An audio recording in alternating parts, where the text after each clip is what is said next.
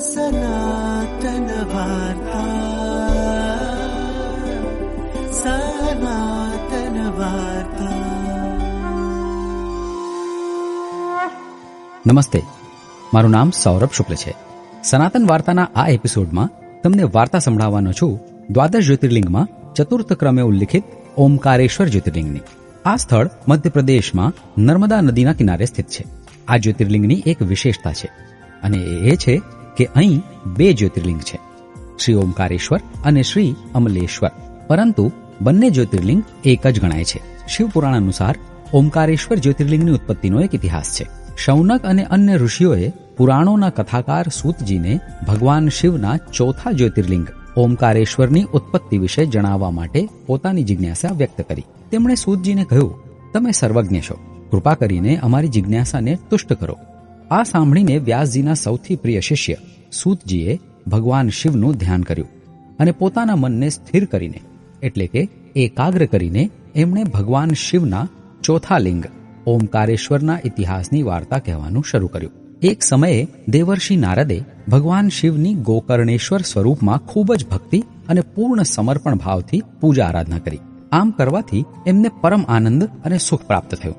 પૂજા પૂર્ણ કર્યા પછી એ ફરતા ફરતા ગિરિરાજ વિંધ્યગિરી પાસે પહોંચ્યા. ત્યાં એમને યોગ્ય આતિથ્ય મળ્યું. એમના પગ ધોઈ એમની પૂજા કરવામાં આવી. વિંધ્ય બધા ગુણો અને અપાર સંપત્તિથી ભરપૂર હતા અને એમને આ વાતનો ખૂબ જ ગર્વ હતો. આ અહંકાર પણ ખૂબ જ ખરાબ બાબત છે. ફક્ત આપણું પોતાનું જ ખોટું કરે એવું નથી, પણ અજાણતા બીજાનું પણ ખોટું કરી જાય છે. આપણને અહંકારથી દૂર રહેવું જોઈએ. ભગવાનમાં અખંડ શ્રદ્ધા આપણને અભિમાનથી પણ બચાવે છે.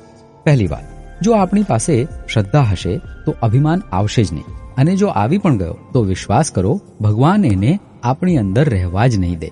અહંકાર દરેકના કલ્યાણમાં અવરોધ સ્વરૂપ હોય છે અને તેથી જ ભગવાન અને તેમના નારદ જેવા ભક્તો અહંકારનો સંપૂર્ણ નાશ કરવાની વ્યવસ્થા કરી જ દે છે.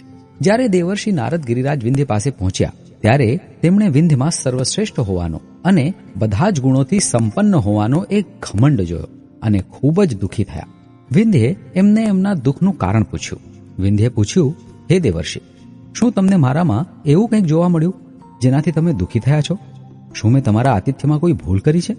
દેવર્ષિ નારદ ખૂબ જ બુદ્ધિશાળી, ચતુર અને અલૌકિક વ્યક્તિત્વ છે, જે લોકોના કલ્યાણ માટે સદૈવ તત્પર રહે છે. એ ત્રણેય લોકોમાં દરેકના કલ્યાણના એકમાત્ર હેતુ સાથે ભ્રમણ કરતા રહે છે.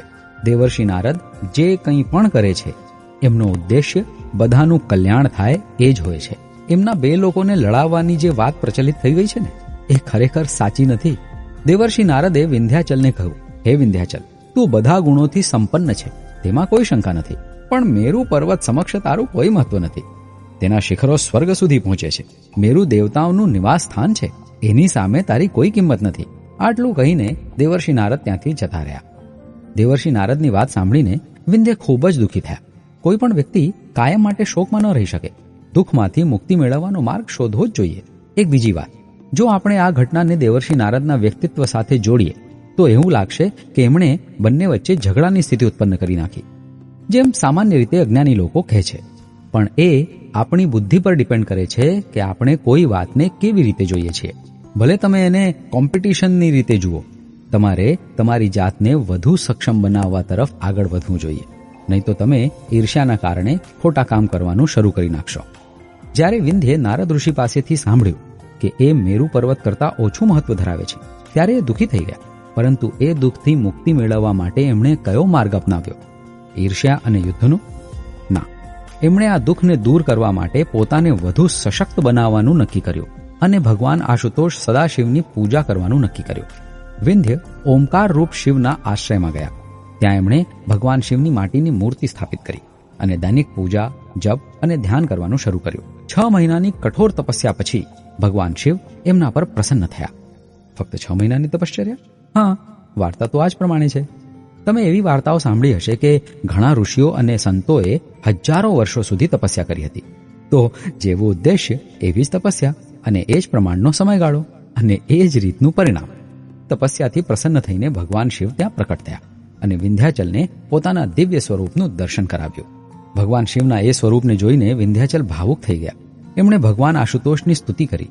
ભગવાન શિવે વિંધ્યાચલને કહ્યું, હે વિંધ્યાચલ, હું તમારી ભક્તિ, શ્રદ્ધા અને તપસ્યાથી પ્રસન્ન છું. તમે મારા ભક્ત છો અને મને તમારી ઈચ્છા પૂર્ણ કરવામાં ખૂબ જ આનંદ થશે. તેથી તમે જે કંઈ પણ ઈચ્છો છો, તમારી જે પણ ઈચ્છા હોય, તમે ખચકાટ વિના મને કહો. વિંધ્યાચલ બોલ્યા, હે મહેશ્વર, જો તમે મારા તપથી સંતુષ્ટ અને પ્રસન્ન છો તો મને એવી બુદ્ધિ આપો જે મને મારા બધા કાર્યો પૂર્ણ કરવામાં સફળતા અપાવે. શું વાત છે! કોઈ કાર્ય પૂર્ણ કરવા માટે ઉત્કૃષ્ટ બુદ્ધિબળની જરૂર પડે છે, એટલે એ જ માંગી લીધું. ભગવાન શિવ ખૂબ જ પ્રસન્ન થયા અને કહ્યું, હે પર્વતોના રાજા, હું તમને શ્રેષ્ઠ બુદ્ધિ આપું છું, જેના દ્વારા તમે તમારા બધા કાર્યો સરળતાથી પૂર્ણ કરી શકશો. જે સમયે ભગવાન શિવ ત્યાં પ્રકટ થયા તે સમયે દેવતાઓ અને ઘણા ઋષિઓ પણ ત્યાં પહોંચ્યા. બધાએ ભગવાન શિવની પૂજા કરી અને વિવિધ સ્તોત્રો સાથે તેમની સ્તુતિ કરી. તેમની પૂજા કર્યા પછી બધાએ ભગવાન શિવને પ્રાર્થના કરી કે તેઓ બધા જીવો અને તેમના ભક્તોની ઈચ્છાઓ પૂર્ણ કરવા માટે ત્યાં સદા સર્વદા માટે વિરાજમાન થઈ જાય. ભગવાન ભોલેનાથે પ્રસન્નતાપૂર્વક તેમની પ્રાર્થના સ્વીકારી અને ત્યાં જ્યોતિર્લિંગના સ્વરૂપમાં સ્થાપિત થઈ ગયા. ત્યાં સ્થિત શ્રી ઓમકારેશ્વર જ્યોતિર્લિંગ 2 સ્વરૂપોમાં વિભાજિત થયું. પ્રણવના રૂપમાં પ્રકટ થયેલા સદાશિવ શ્રી ઓમકારેશ્વર તરીકે ઓળખાયા અને વિંધ્ય દ્વારા સ્થાપિત માટીની મૂર્તિમાંથી પ્રકટ થયેલા પ્રકાશને શ્રી અમલેશ્વર તરીકે ઓળખવામાં આવ્યા. આ બંને જ્યોતિર્લિંગ એક જ માનવામાં આવે છે. આ સ્થળ વિશે બીજી એક વાર્તા છે. સૂર્યવંશના ચક્રવર્તી સમ્રાટ મહારાજા માંધાતા, મુચકુંદ અને અંબરીશના પિતા, ભગવાન શિવના સૌથી મોટા ભક્તોમાંના એક, તેમણે આ સ્થાન પર કઠોર તપસ્યા કરીને ભગવાન આશુતોષને પ્રસન્ન કર્યા હતા. ત્યારથી આ સ્થળ માંધાતા તીર્થ તરીકે પણ ઓળખાય છે અને આ પર્વતનું નામ માંધાતા પણ રાખવામાં આવ્યું છે. એવું માનવામાં આવે છે કે અહીં 68 તીર્થસ્થાનો છે. આ સ્થળ સાથે જોડાયેલી બીજી એક વાર્તા છે. અહીં શિવભક્ત કુબેરે તપસ્યા કરી અને શિવલિંગની સ્થાપના કરી. ભગવાન શિવે કુબેર સ્નાન કરી શકે તે માટે પોતાના જટાના વાળમાંથી કાવેરી નદીનું સર્જન કર્યું. આ નદી કુબેર મંદિર પાસેથી પસાર થાય છે અને નર્મદા નદીમાં જોડાય છે. તે જ સ્થળને નર્મદા કાવેરી સંગમ કહેવામાં આવે છે. શ્રી ઓમકારેશ્વર જ્યોતિર્લિંગના ચારે બાજુ પાણી જ પાણી છે. આ એક અદ્ભુત તીર્થ સ્થળ છે. આ હતી વાર્તા ઓમકારેશ્વર જ્યોતિર્લિંગની. સનાતન વાર્તાના નેક્સ્ટ એપિસોડમાં દ્વાદશ જ્યોતિર્લિંગમાં ઉલ્લેખિત નેક્સ્ટ જ્યોતિર્લિંગની વાર્તા. મારું નામ સૌરભ શુક્લ છે. જય રામજી કી. સનાતન વાર્તા.